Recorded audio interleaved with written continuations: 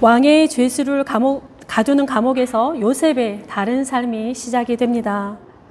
감옥은 보디발의 집안에 위치하여 있었고 보디발은 요셉을 가정총무가 아닌 간수장을 돕게 합니다. 요셉은 간수장에게도 은혜를 입으면서 죄수에 관한 모든 사무를 도맡아 처리합니다. 여전히 보디발의 그늘 아래서, 그러나 보디발의 사적인 영역이 아니라 애굽이라고 하는 거대한 제국의 공적인 업무가 시작이 됩니다. 요셉은 여전히 보디발의 신뢰를 얻고 있었던 것 같습니다. 요셉의 애굽살이는 처음부터 왕의 최측근들과의 만남이 계속 이어지고 있습니다. 왕의 생명을 보호하는 친위대장 보디발을 시작으로 해서 이제는 왕의 음식을 주관하는 신하들을 만나게 되는데, 이들은 술 맡은 관원장과 떡 굽는 관원장입니다. 술 맡은 관원장은 포도주를 만들어서 바로의 잔에 따라주던 관리인데, 이 직책은 술을 바치는 것뿐만이 아니라 왕에게 자문 역할을 담당하는 그러한 사람이었습니다. 왕을 직접적으로 대면하면서 조언할 수 있기에 왕의 생각과 국가 정책에 정치적인 영향력을 행사할 수 있었는데, 많은 경우에 왕의 막역한 친구나 혹은 총애하는 신하를 두었습니다.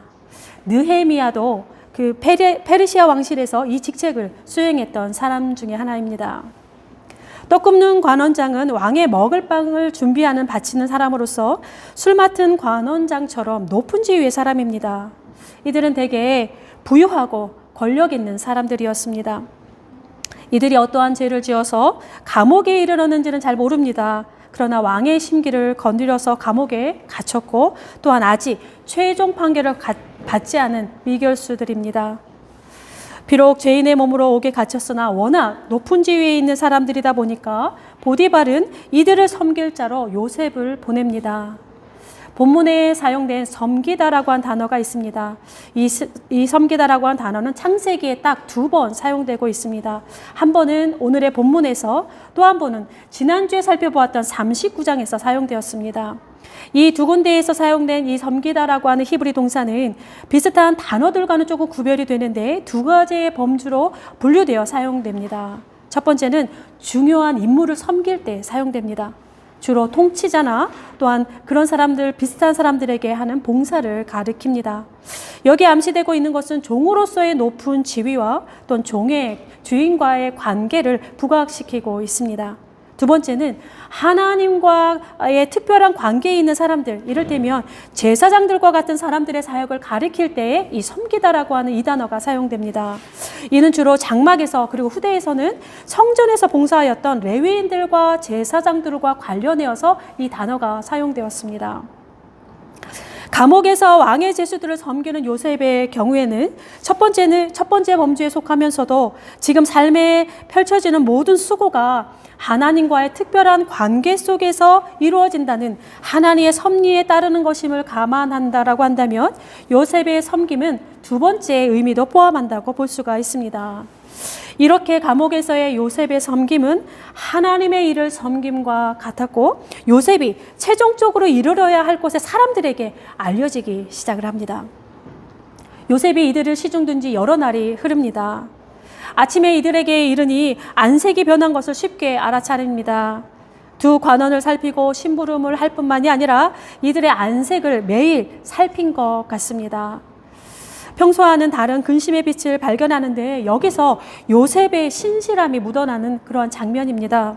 억울하게 요셉도 갇힌 몸이 되었으나 자신에게 맡겨진 소임을 최선을 다해서 감당을 합니다. 근심의 빛에 사용된 히브리 단어는 안달하다, 슬퍼하다, 격노하다라고 하는 의미를 가지고 있습니다. 마음에 폭풍이 일고 있는 상태를 말하고 있습니다. 폭풍이 있는 마음이 불안과 초조함이 되어 얼굴에 드러난 것 같습니다. 이를 간파한 요셉이 묻습니다. 왜 얼굴에 근심의 빛이 있습니까? 요셉이 언급한 근심의 빛은 앞선 그 단어 근심의 빛과는 조금 다릅니다. 여기에서는 나쁘다라고 하는 형용사가 사용되는데 결핍의 특성을 가지고 있습니다. 나쁘다라고 하는 히브리어 단어는 41장에서 바로의 꿈에 나오는 보기 흉한 마른 속을 가리킬 때에도 사용되었습니다. 지난주에 우리가 잠깐 살펴보았던 요셉의 용모를 가리키는 아름다운은 바로의 꿈에서 살찐소를 가리킨다고 말씀드렸었는데, 오늘 관원들의 나쁜 안색은 바로의 꿈에서 나타나는 마른 소를 가리키는 말과 같고, 흥미롭게도 바로의 꿈이 등장하는 41장을 앞두고 39장과 40장에서는 아름다운이란 단어와 나쁜이라고 하는 단어가 빛으로 대조를 이루고 있습니다. 꿈을 꾸었으나 해석할 자가 없으므로 납핏이 그렇다라고 하니 요셉이 대담하게 대답을 합니다. 해석은 하나님께 있다. 여기서 해석은 창세기 40장과 41장에만 나옵니다. 무려 5번이나 사용되는데 본문 40장에서 4번, 41장에서 1번 사용됩니다. 우리 한글 성경에서는 조금 모호합니다. 구분이. 히브리 성경으로 보면 5절, 8절, 12절, 18절이 그렇게 사용되었습니다. 특히 5절의 경우를 히브리 직역으로 읽으면 이렇습니다. 각각 꿈을 꾸었는데 각각의 꿈은 해석이 있는 듯 하였더라. 술 맡은 관원장과 떡 굽는 관원장이 모두 꿈을 꾸었고 그 꿈이 의미가 있는 것 같다라고 하는 말입니다. 바로의 노여움을 사서 옥에 갇힌 공공한 처지이기에 그들의 미래는 불확실함과 불안으로 가득한데 꿈자리까지 생각을 어지럽히니 마음의 폭풍은 더욱 거세어지고 낯빛이 좋을 리 없었습니다. 고대 사람들에게는 잠자는 것에 대한 믿음이 있었습니다. 잠은 죽은 사람들과 접촉할 수 있고 신들이 거하는 다른 세계와 연결되기 때문에 꿈은 신들로부터 오는 선물이라고 생각을 했습니다. 꿈은 항상 인과론적으로 이해되었고 마술을 통해 길몽이나 악몽을 꾸게 할 수도 있다고 믿었습니다. 그래서 꿈에 대한 해석, 해몽은 학식이 있는 전문가들에게 맡겨지는 복합적인 과학의 하나로 자리 잡고 있었습니다. 때문에 꿈 해몽가가 따로 존재하였는데 이들은 최고의 현인으로 존대받았습니다. 해몽에 대한 지침서가 따로 있었고 해몽가가 되려면 일정한 훈련 과정을 거쳐야 했습니다. 이런 식의 해몽가는 아니지만 해몽과 관련하여 꿈을 해석한 이가 성경에도 2사람 등장을 합니다. 오늘의 본문 요셉과 다니엘이 그렇습니다. 요셉은 당시 이러한 이교 문화권에 대해서 가진 이 꿈에 대한 생각을 뒤엎어버립니다. 꿈은 마술적인 것이고 주술적인 것이 아니요. 또한 인간의 기술이 아니라고 당당하게 말하고 있습니다. 미래의 모든 일들이 하나님의 손안에 있으며 꿈을 통해 계시하는 분도 하나님이시기에 그 의미를 알려주신 분도 역시 하나님이라고 단언하고 있습니다. 그렇기 때문에 꿈에 대한 올바른 해석은 하나님의 도움이 없이는 불가능하고 하나님을 섬기는 자신에게 말해보라라고 담대하게 이야기하고 있습니다. 요셉은 2 관원의 꿈을 해석해 주었고 요셉이 해석해 준 대로 2 관원의 생사는 갈려집니다. 꿈을 해석하는 자, 해석가로서, 해몽가로서의 요셉이 수면 위로 올라오는 장면입니다. 그런데 여기서 우리가 한 가지 오해하지 말아야 될 것은 요셉이 어떤 신비스러운 능력을 가졌다는 것이 아닙니다. 요셉의 이야기에 3번에 걸쳐서 나오는 꿈의 이야기를, 그 내용을 이해하기에 무슨 특별한 지혜나 신비로운 그런 힘이 필요하지는 않습니다. 요셉의 꿈이나 관원들의 꿈이나 41장에 나올 바로의 꿈을 찬찬히 읽어보면 그 누구나 그 의미를 대략 알 수 있습니다. 하나님께서 각 사람에게 주신 지성의 힘을 잘 활용해도 상당한 의미를 포착할 수 있다라고 하는 말입니다. 또한 요셉은 자신의 책임과 관련한 사람들을 상세하게 그리고 성실하게 살피는 사람들인지라 분명 감옥 내에서 이들과 이런저런 대화를 통해 그들이 어떤 사람인지 그리고 왜 감옥에 갇혔는지 어느 정도 알고 있었을 것입니다. 때문에 꿈을 이해하는 데 매우 도움이 되었을 것입니다. 그럼에도 분명한 것은 이 모든 것을 꿰뚫어 종합하는 통찰력은 하나님께로부터 온 것임을 분명히 밝히고 있습니다. 특히 미래에 대한 영역은 하나님께 속해 있으며 하나님께서 계시하신 꿈은 하나님의 목표를 향해서 나아간다라고 하는 것을 분명히 말해주고 있습니다. 39장부터 40장은 모두 41장을 겨냥하고 있습니다. 하나님의 계획을 서서히 드러내고 있는데 본문에서는 이들의 꿈이 본문의 목적은 아닙니다. 그보다는 본문이 꿈이 꿈의 미래에 대한 하나님의 주권을 보인다는 사실과 거대한 제국, 애굽의 미래가 하나님의 손에 있다는 것을 암시하려고 하는 것입니다. 그러던 중에 그동안 감추어 있었던 요셉의 심경이 살짝 드러납니다.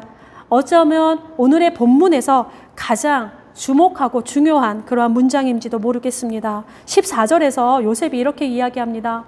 내게 은혜를 베풀어서 내 사정을 바로에게 아뢰어 이 집에서 나를 건져 주소서. 나는 히브리 땅에서 끌려온 자요 여기서 더 옥에 갇힐 일은 행하지 아니하였나이다. 요셉은 자신이 처한 현실을 괴로워하며 억울함에 그 고통을 호소하고 있습니다. 요셉이 가는 곳마다 하는 일마다 하나님이 손이 함께 하심으로 형통하게 하심을 경험하면서도 여전히 풀리지 않는 자신의 현실을 힘들어합니다. 하늘의 충만함과 땅의 결핍이 동전의 양면처럼 하나를 이루는 요셉의 실존입니다. 하나님을 신뢰하며 하나님과 동행하면서도 매일매일 맞닥뜨리는 자신의 서글픈 현실에 인간의 도움을 구하는 요셉의 모습은 참으로 인간적입니다. 성실하게 자신의 일상을 살아내면서도 꾹꾹 눌러왔을 외로움과 절망으로 이어지는 비통한 심정은 하나님의 은혜와 끊임없이 줄다리기 하였을 것입니다. 그러나 이러한 요셉의 낮은 마음을 아는 듯 모르는 듯 그저 당신에게를 가는 하나님의 섭리는 조금 섭섭하게 느껴집니다.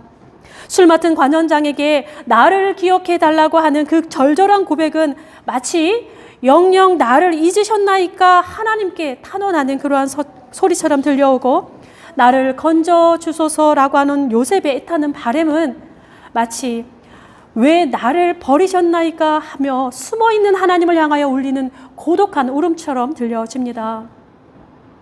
10년이 넘는 거친 세월을 뒤로하고 이제는 무엇인가 하나둘씩 풀림만도 한데 상황은 그리 돌아가지 않습니다.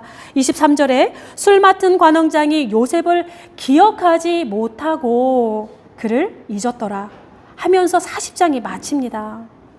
지푸라기라도 잡고 싶었던 요셉의 간절한 소망은 속절없이 멀어지고 인간의 힘이 도움이 되겠다 싶었는데 현실은 허망하게 돌아갑니다. 자신들의 미래를 불안해하면서 안색이 초췌했던 두 관원장에게 미래는 하나님의 손에 있다고 당당하게 말하고 있는데 요셉의 미래는 종잡을 수 없는 짙은 안개 속으로 들어가는 것만 같습니다. 그리고 그렇게 또 잊혀집니다. 잊었더라. 잊는다라고 하는 말은 어감에서부터 참으로 쓸쓸한 그런 느낌이 있습니다. 내가 잊는 것도 내가 잊혀지는 것도 쉬운 일은 아닌데 한편으로 잊는다라고 하는 것은 고통스러운 일입니다. 잊다라고 하는 말은 무시하다, 시들다라고 하는 의미도 담고 있습니다. 잊는다라고 하는 것은 언제나 관계 안에서 발견되어지는 것인지라 잊는다라고 하는 것은 관계가 단절되어지는 것이며 잊는다라고 하는 것은 단순히 생각에서 사라지는 것이 아니라 어떤 구체적인 행동도 무시하게 됩니다. 우리가 하나님을 잊는다 할 때 그것은 하나님의 계명을 무시하게 되고 우리가 하나님을 잊는다고 하는 것은 다른 신들을 따른다라고 하는 것입니다. 나아가 하나님을 잊는다는 것은 그에게 도전하는 삶을 산다는 것과 같고 우리가 누군가를 잊는다라고 하는 것은 우리의 삶과 시간에서 그 누군가가 시들어 버린다는 이야기입니다. 요셉이 처음 애굽으로 팔려왔을 때 17세가 조금 넘은 소년이었습니다. 노예 소년에게 처음에 맡겨진 일이란 아마도 자질구레하고 더럽고 또 단순 힘을 써야 하는 단순 노동이었을 것입니다. 그렇게 시작된 그의 애굽살이는 그가 누구인지를 더욱 명확하게 하였고 하나님의 은혜는 그와 늘 동행하면서 가는 곳마다 사람의 은혜를 입게 하였습니다. 그에게 남다른 재능을 주신 하나님의 능력은 그가 맡은 일을 통해서 세상에 점점 드러나게 하였는데 요셉은 누구보다 자신의 현실을 성실하게 견디어냈던 사람입니다. 그런데 그럼에도 요셉의 이 지독한 시간들은 풀릴 듯 풀리지가 않습니다. 자신의 해몽대로 술 맡은 관원이 복직하는 날 요셉은 이제 다 되었다 생각했을지 모릅니다.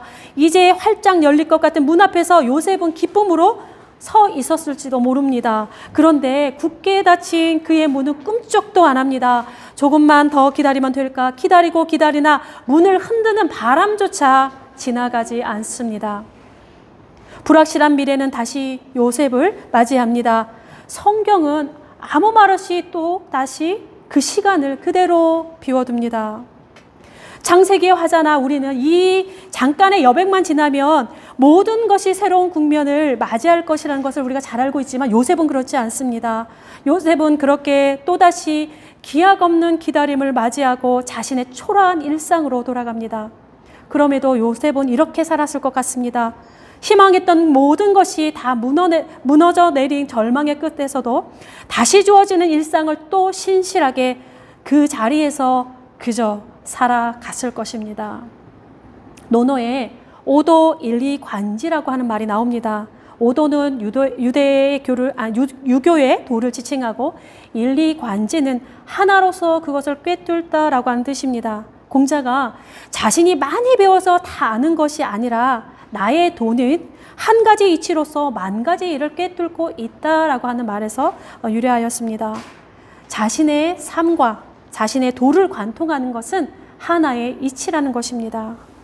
일리관지, 하나님의 약속의 부르심을 따라 이 땅을 살아가는 하나님의 백성들의 일리관지는 무엇일까 생각해 보았습니다. 특히 지금까지 요셉의 삶을 읽으면서 일리관지를 생각하니 기다림이라고 한 단어가 떠오릅니다.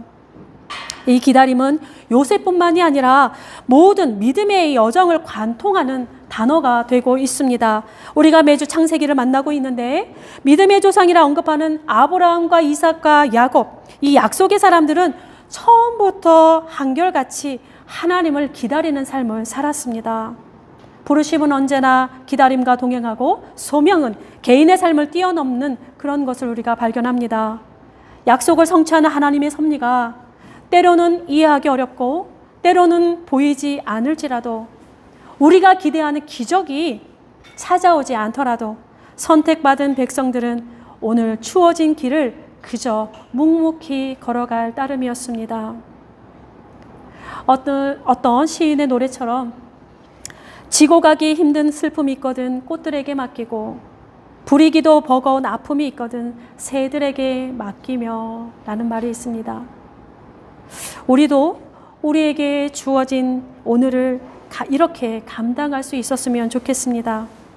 하나님의 카이로스의 시간을 만나기 위해 크로노스의 시간을 신실하게 견디어내는 것, 하나님의 백성의 오늘인 것 같습니다. 오늘 우리 삶에 이러한 것이 일리관지가 되기를 바랍니다. 기도하겠습니다. 나를 기억하소서, 나를 구원하소서. 우리는 매일매일 이렇게 기도합니다. 하나님, 하나님께서 우리를 잊으신 것 같아서 불안할 때도 있고 하나님의 구원이 보이질 않아서 낙심할 때도 너무나 많습니다. 우리의 자금이 하나님의 크심을 알아가지만 우리의 어리석음은 주의 깊으신 생각에 닿지 못하기에 마음은 초급합니다. 그러할지라도 우리는 우리의 생이 주께 기억된 바 되게 하시고 가슴에 품은 주의 약속과 부르심에 합당한 삶을 오늘 우리의 일상에서 살아가게 하옵소서. 정결한 마음과 선한 양심을 허락하여 주시고 쉼없이 터져나오는 죄를 다스릴 줄 알게 하옵소서. 인내로서 우리 앞에 당한 경주하되 우리를 온전하게 하시는 예수 그리스도만 바라보며 오늘을 살게 하옵소서. 우리를 기억하시는 예수 그리스도의 이름으로 기도드립니다. 아멘.